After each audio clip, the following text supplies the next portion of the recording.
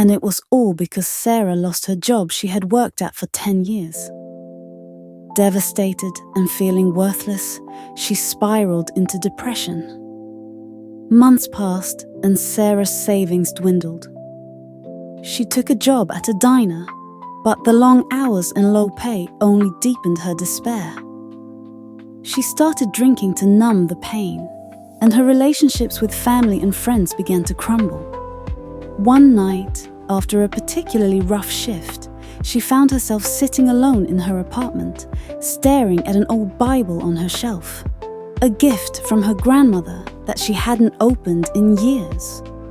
On a whim, she picked it up and flipped it open. Her eyes landed on Psalm 34:18. "The Lord is close to the brokenhearted and saves those who are crushed in spirit." The word struck her like a lightning bolt. For the first time in months, she felt a glimmer of hope. Sarah began reading the Bible every night, starting with the Psalms.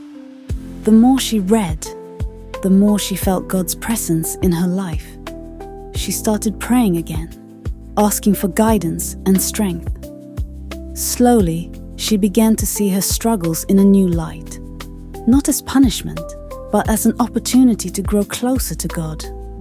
One Sunday, she decided to return to church. The sermon was about Romans 8:28. And we know that in all things God works for the good of those who love Him, who have been called according to His purpose.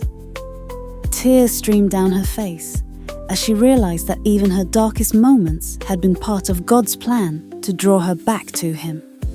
Sarah started volunteering at a local shelter, using her story to encourage others who were struggling. She found joy in serving and sharing the hope she had found in Christ. Eventually, she landed a new job, one that aligned with her passions and allowed her to make a difference in her community.